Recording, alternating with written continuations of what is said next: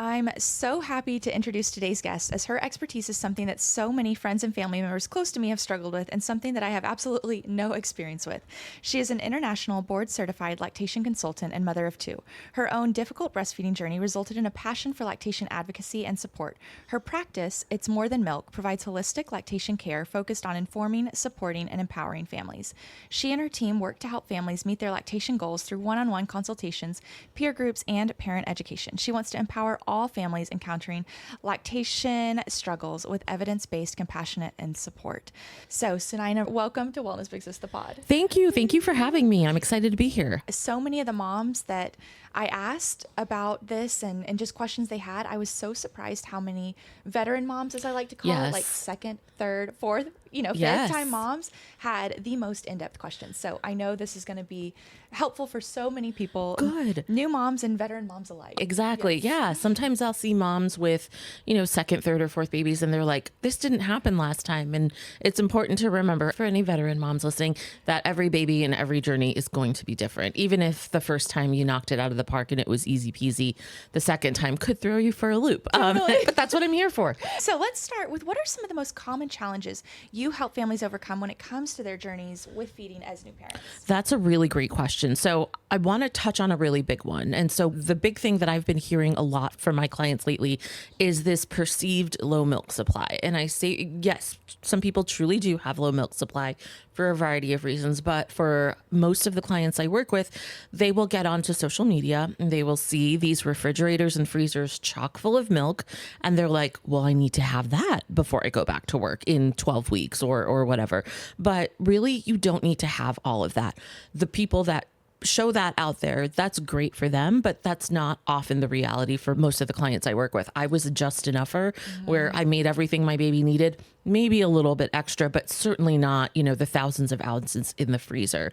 But I also think that when it's 3 a.m. and we're scrolling through Instagram and we see this, it's easy to kind of get in our own heads and be like, oh, this is a me thing. I'm just not making enough for my baby. I need to make more. And then moms will start to often pump extra, and then they may actually give themselves an oversupply, which is a blessing and a curse. It's lovely to have lots of milk, but then there's a whole host of issues that can come along with it. So I think milk supply is the one that everybody worries about, even if you've done this before. And so it's one of those things where sometimes it's like, well, we're going to have to wait and see what your body does once your baby is here. But other times it can be very helpful to work with somebody like me in IBCLC prenatally to discuss health history, to figure out if there's any factors in play that could impact milk supply, and then plan for those or have contingency plans in place. Just if that happens, we'll know what's going on. We'll know how to kind of hone in the focus of our visits, all of that. I didn't even think about the comparison piece of it too. Again, Yes. I haven't touched this realm at all, but Right. comparison can be such a thief of joy for all aspects of life. Yes. And I did not even think about the comparison thing adding to the challenges of breastfeeding and supply levels. Oh yeah. Yeah, for sure. And again, I get it. I've been there. I've been at 3 a.m. and I can't get my baby to latch, or, he's screaming, my boob is leaking, all of that. I've been there. It's hard, but it's also really easy to get yourself spun up about something that may not necessarily be an issue. So is oversupply usually more of the issue, or undersupply?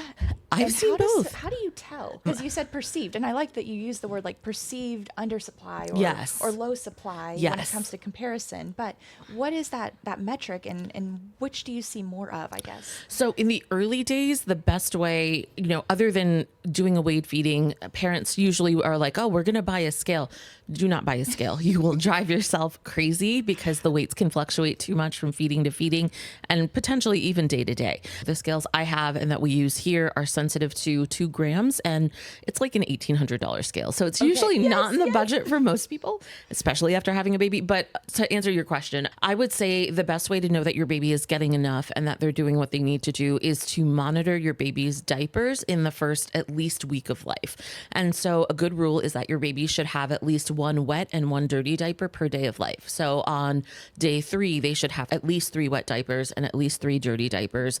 And that's how we know that baby is getting enough, or that's kind of a rough estimate to know that baby is getting enough.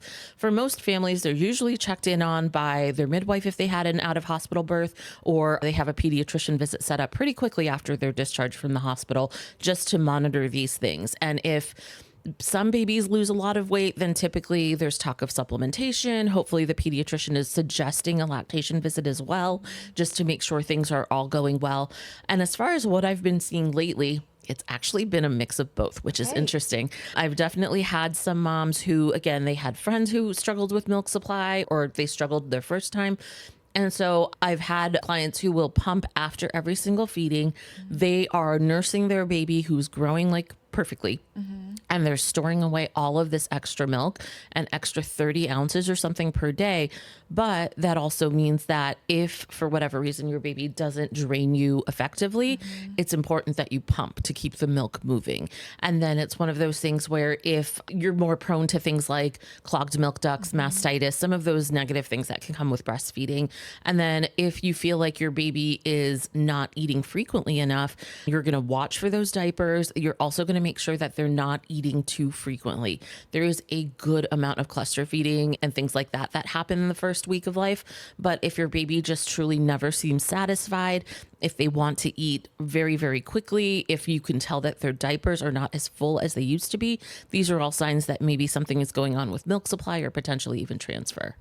I like all the objective measures too, because I feel like that helps to clear up some of the confusion. For sure. That's awesome. We'll talk about some of that stuff definitely later on. I want to also ask, I know there's so much that changes with our bodies during pregnancy and postpartum. Oh, yeah. So let's zoom in on breastfeeding specifically, on our bodies preparing for breastfeeding. What are some things that might surprise us as women that happen to our bodies to prepare for breastfeeding? So one thing that you will definitely notice is that your breasts will get bigger. They'll get larger. It might happen in the first trimester. It might happen throughout the pregnancy, but they will definitely get larger. Your areola and your nipples will get darker. Your nipples may become more everted, or they may become more sensitive. So it's like if the towel brushes up against you after a shower, that all of a sudden you're like, whoa, that's a lot. And so these are all changes that your body is going through in order to start the process of making milk and to be able to feed your baby once they're here. And one that I think a lot of people don't realize is on the areola, there are little bumps on there, and those are called Montgomery glands. And we all have them, but they become very, very pronounced during pregnancy in preparation for breastfeeding and lactation. With those, people don't expect that. So during prenatal visits, I'll have a mom that's like, my breast is doing something really weird. Can we look at it? And I was like, yeah, absolutely. Whatever you're comfortable with. So we'll look at it, and they're like, I have these bumps. And so we talk about Montgomery glands and their function and why they're important. And so it's just a lot of these little changes, but other things that can definitely happen during pregnancy, not specific to breastfeeding and lactation, but I know for me, my hair texture completely changed. It got really wavy. And then also my shoe size changed. I went up like a half size and everything. And so I have a whole bunch of shoes that are expensive, but I can't wear anymore. Yeah. My mom said her hair got curly immediately after pregnancy. Isn't She was that like, it was straight hair. She got the same like wavy, different texture, all of it. Exactly. So yeah. it's just all these things that surprise you. And I feel like when it comes to lactation and breastfeeding and stuff, it's like anything additional that's like out of the ordinary. It's like, oh gosh, what is this? So exactly. I like knowing some of these things before we get there. For sure. So let's talk a little bit about other forms of feeding first before we get into some of the more in-depth things that you help clients with specifically. But when it comes to just options for feeding, I know you probably work with a lot of moms who choose to breastfeed and families who choose to breastfeed. But for those who either are unable to breastfeed or choose not to breastfeed, what are some of the other options to look into? And what are some of the considerations they might need to make within their families to choose different options? Yeah, that's a great question. So I know that there's a huge thought out there, and I guess misconception too, where lactation consultants are going to force you to breastfeed. You're going to have to put your baby to your body and directly feed them, and that's the only way to do it. Yes, there are definitely some lactation consultants out there like that, but that's not what we're like here. So our job is to help parents meet their goals, even if those change a million times from one visit to the next. So initially, sometimes we'll have parents that are like, well, I only want to put my baby to the breast, and then I want to introduce bottles at some point because I'm going back to work. Great, we can do that. And then for, I would say, most of the clients I work with, that is the goal. Nobody wants to, or very rarely, I don't want to say nobody because I do have a couple clients, very rarely do I work with a family that's like, I only want to nurse my baby at breast. I don't want to use bottles. I don't want to have to worry about pumping.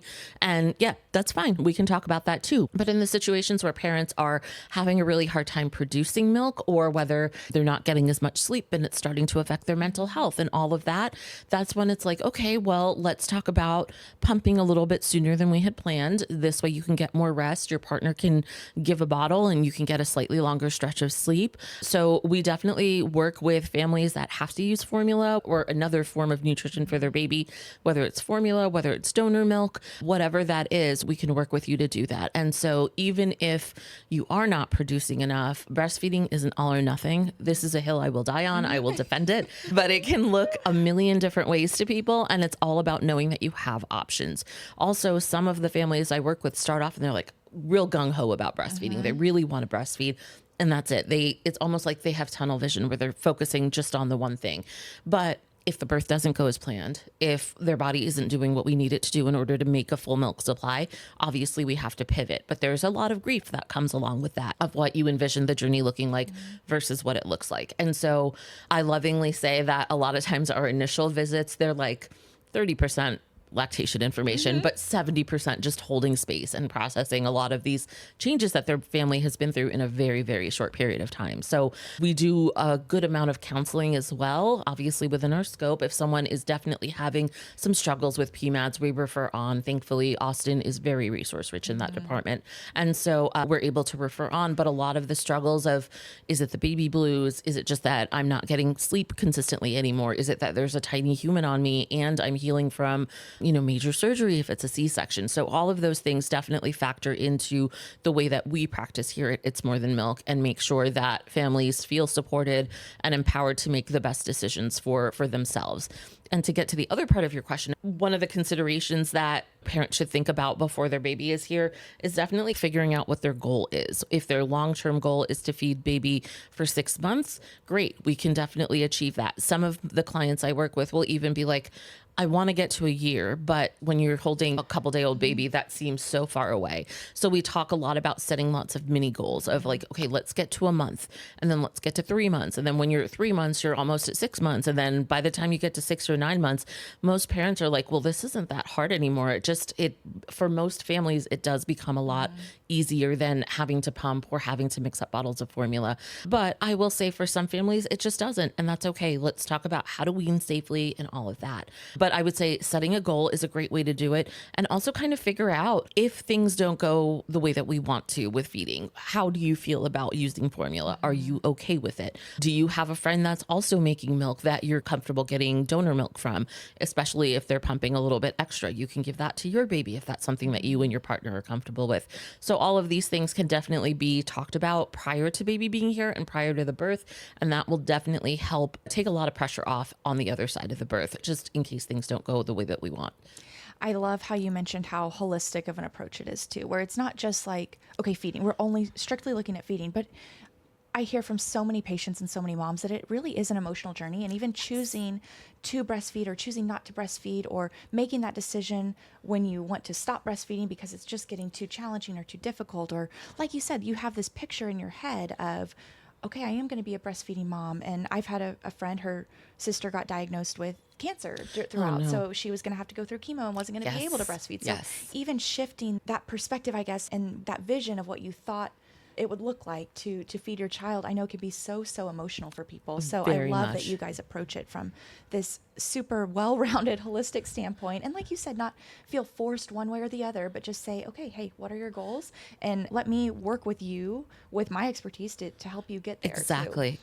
That's 100% it. The goal here, if I had to summarize our practice in 3 words, it would be inform, support, and empower. Because we want to inform parents to make sure that they know what all their options are. We want to support them with whatever option that they choose. And then we want to empower them to make the best options for their families, or make the best decisions for their families too. Totally. So let's zoom in on the pumping specifically, because I have a lot of new moms. That was one of the questions they asked was what to look for in a pump, or what to even think about because it could be very overwhelming. Yeah. Too. And I think too, now that insurance providers are covering a lot of breast pumps, this is awesome. This is great. But now it's almost like there's too many to choose from. And yeah, a lot of times this is something that we'll go over at a prenatal visit, especially if a parent hasn't chosen their breast pump yet. So they'll bring in a list from their insurance provider. And so we'll talk about, okay, well, are you returning to work? What kind of job do you have? Are you able to go and take breaks? Or are you a teacher or a hairstylist or a nurse or a doctor where you're not necessarily able to take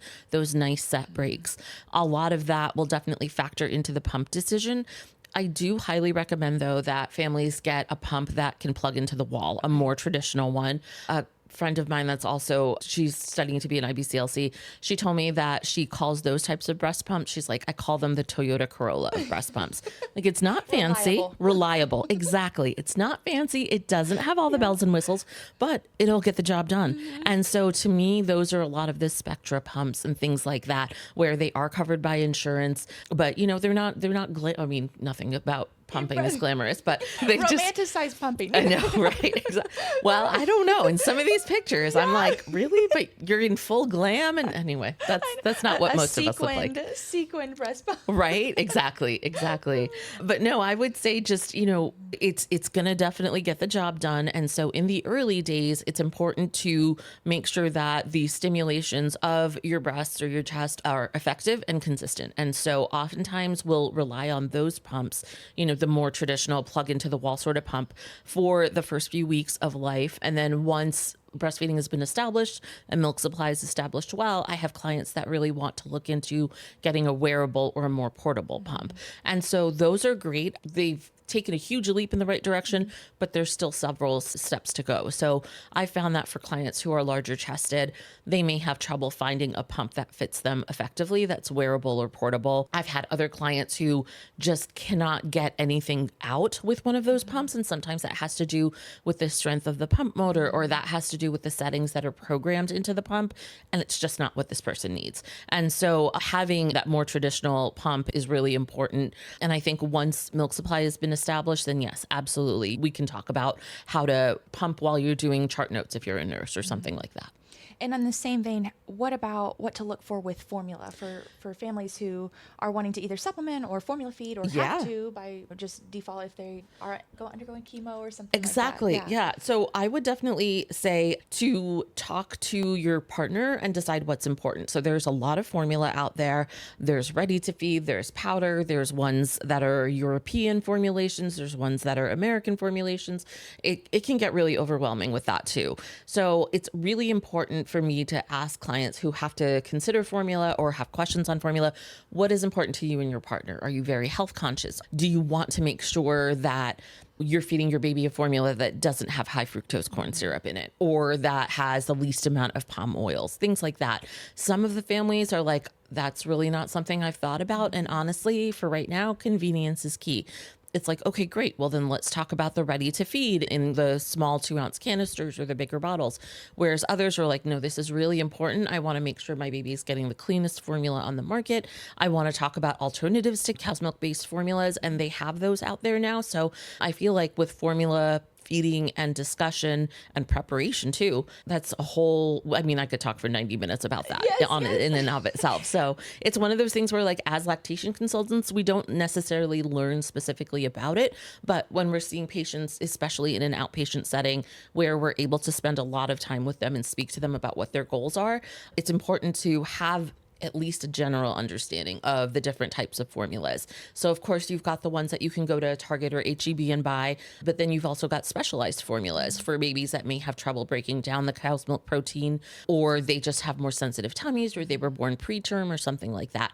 So that's a whole different category. Some of those are prescription only, others you can still get in stores. And so this is one of those conversations where I'm like, okay, well, these are my recommendations. Talk to your pediatrician and make sure that they agree with that. And then I say, go forth and feed your baby. Yeah. guess a big theme I'm getting from this conversation is that there are a lot of different options, and it can be very overwhelming, and Yes. families can probably swing from either side of the extremes. Yes. But having someone like you come in and help, who has this well-rounded knowledge of all of these variables and all of the factors to think of, can help provide clarity for families and goal set and have a structure on how to make decisions Yes. in this like super complex and challenging phase Yes. of postpartum and feeding in general. Exactly. So I'm seeing that the pendulum can shift, and you're the one that helps to guide it and straighten the path a little bit, which I love. Exactly.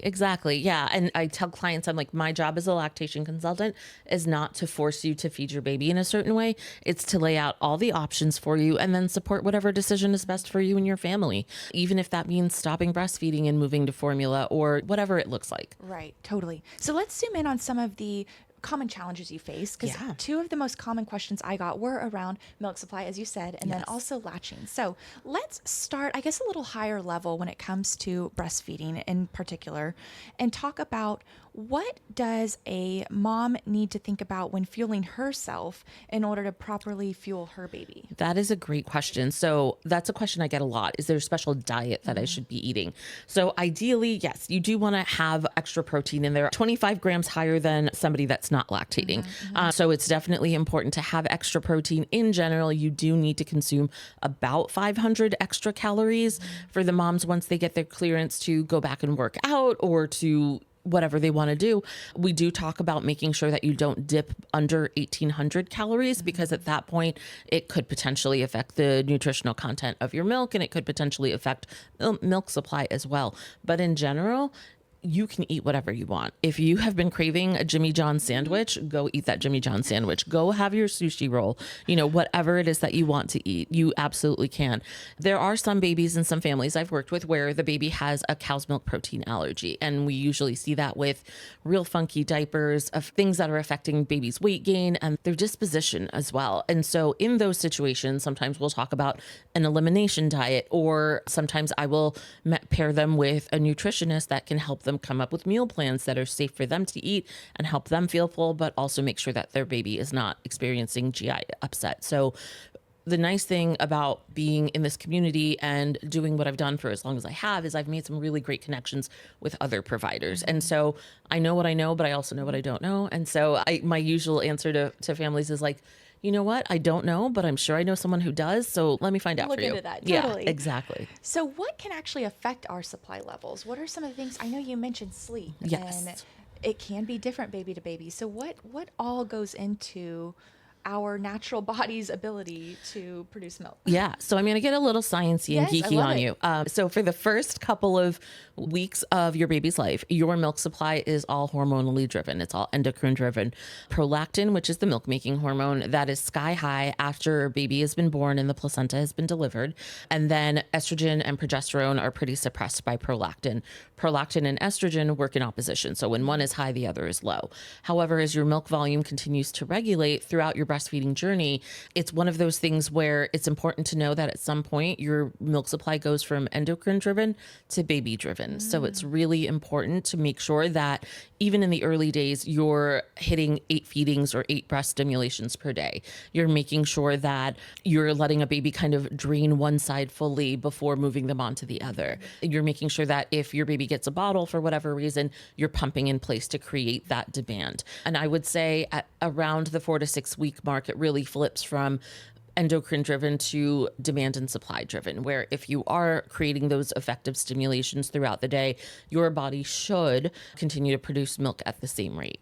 So in those early days, do you have tips and tricks when it is endocrine driven? That is, again, it just depends on person to person. But I would say for maybe the parent that had a really rough birth and they need to focus on recovery after having their baby, what that can look like is when they feel up to it enough is we will have them either focus on nursing baby and nursing for many feeds. Sometimes we'll have them pump after feeds to, again, create that stimulation and to create that demand. And the goal is that their body will create that supply. Okay. Yeah, Okay. exactly. So it's not that you can't pump in those first few weeks because it is endocrine driven, but it's about creating that stimulus, I guess, or helping to create that Correct. stimulus to get that shift to be more baby driven? Correct. And it's something that happens naturally over time too. Our bodies just sort of know what to do, which is kind of incredible. But it does shift around the 4 to 6 week mark. But I do like to say that in those early weeks, it's really important to make sure that you're stimulating your breasts frequently and effectively, because really what you're doing in those early weeks is laying down the groundwork for a long-term and hopefully healthy milk supply. So what are your thoughts on different lactation? I guess supplementation is what I'll call it, but I see a lot of like lactation cookies or different things that I don't know what they put in them to help. Yeah. But what are your thoughts on those sorts of things? So I think that those, I have a lot of thoughts on this. I'm going to make some people mad with this, but I feel like there are brands out there who have just realized that nursing moms and breastfeeding parents are a whole untapped market. And so now there's all kinds of stuff out there that promises to boost your milk supply. Okay. Does it really boost your milk supply? Maybe. I will say though, especially with the cookies and the bites and things like that, with those, you have to consume a certain amount of them, usually a lot of them. What they will do is they will help keep your blood sugar up and they will help keep your calorie count up. And both of those things will help out your milk supply. So it's not like you eat the cookie and all of a sudden you're pumping gallons. It's going to help you feel better. It's going to help you take care of yourself, because as a new mom, it's very, very difficult to make sure that you're eating meals. So if a client has a tray of cookies that someone bought her or baked for her and she leaves them out on her kitchen counter, if she pops one or two into her mouth every time she walks by, that's great. She's getting good food in. Those cookies and bites and things do have ingredients that are known to be galactagogues, that are known to boost our prolactin levels and help milk supply. But like I said, I wouldn't solely rely on those to boost your milk supply. But if you want the cookie, eat the cookie. And if they're tasty, if they're Especially a if sweet they're treat. tasty. Exactly. Yes. So you mentioned too, there were a lot of questions on pumping and feeding in general. I called it like feeding logistics, I guess, where you mentioned trying to empty one side before moving on to the other. And there were a lot of questions on that actually about when to pump and whether or not to have baby feed one side versus the other, and then when to pump for that. So talk through that a little bit more and kind of clear up some of my confusion and everyone else's confusion. And it's one of those things where, again, it's going to vary widely from person to person. But I would say in general, we always want baby to have first dibs. When the breast is the fullest, when milk is going to flow the easiest, we want baby to get on there first. If for whatever reason, baby falls asleep before they've gotten everything that they need, and we know that they've gotten a full feeding in, that other side may be throbbing or just not feeling quite so hot because it's so full. So usually what I will have moms do is, if they can hand express or they can use a manual breast pump, to express to comfort. So we're not planning to drain the breast, but we're just removing enough. So this way we're keeping the milk moving. We're reducing those risks of clogged milk ducts and mastitis. And at the next feeding, you're going to start baby on the side you didn't feed on. So that hopefully by the end of the day, both breasts will get about equal stimulation. And why would you not, this is purely curious for me, but why would you not want to flip? Is it because it's usually more challenging for baby to sort of like adjust position? Oh, you mean for one feeding? For one feeding, yeah. Oh. Why do you, and this might be a very naive question No. but- So you can flip. Okay. And so I know a lot of moms are told, okay, 15 minutes on each side. Okay, that might be helpful for the first couple of days when you have a really sleepy baby. But as they start to wake up more, you're going to notice that if baby does take 30 minutes to feed, it's not going to be 15 and 15. They might do 20 minutes on one side and then 10 minutes on the other. And so I like to call it dinner and dessert. So whatever breast they're put on first, that's the dinner breast. They're going to clean their plate. They're going to have a more active feeding. On the second side is going to be dessert. And so just like we're supposed to have a little bit of dessert, that baby is only going to have a little bit from the second breast. But you start them on the dessert side at the next feeding and then moving them over to dinner. I am a big believer in always offering both breasts at a feeding, but it also depends on the baby. It depends on kind of the milk storage capacity, which is a whole thing. It's too long to get into on this podcast, but you reach out to your lactation consultant if you have questions on that. We have thoughts, but yeah, it can depend on a lot of those things. And so I will say, for a lot of the moms that I work with, if they notice that baby is getting really sleepy at the breast, or instead of these deep suckles, they're feeling just kind of these, the lighter, fluttery. Bunny rabbit, or I don't know. Exactly. Yeah. I call them flutter suckles. I don't know. flutters. Yeah. But it's just like the slightest something. That's usually a sign that baby's gotten what they need and that they're getting sleepy. So when you take a baby off the breast, I usually recommend burping a baby in between just to see not only if they have a burp, great, but it's also a great way to stimulate them and wake them up a little bit more. And then we're going to offer them the second breast. And if at that second breast, they're super sleepy or like barely opening their mouth to latch, they probably got what they needed. And at that point, if that breast feels really full, yes, let's remove a little bit of milk, but not so much that if baby wakes up 10 minutes later, it's like, oh crap, what do I do now? Not a full pump. So Correct. it's really just that like little bit to make it more comfortable Correct. for mom. Yes. Not necessarily like a full pump to like store that. Correct. Okay. Yeah. That definitely clears up some of the confusion on some of the questions I got. And then also just good information for me. So thank you. Do you have any tips for just distracted children, not even sleepy, but I'm thinking of one of my friends, her daughter would only feed in one chair. And I think I've mentioned this to you and would just be super distractible. So what are your tips with that? So that is a great question. This usually happens around the 3 to 4 month mark. And a lot of this is developmental because babies can now see further. They can turn further. Like their little brains are just growing so much in the first few months of life.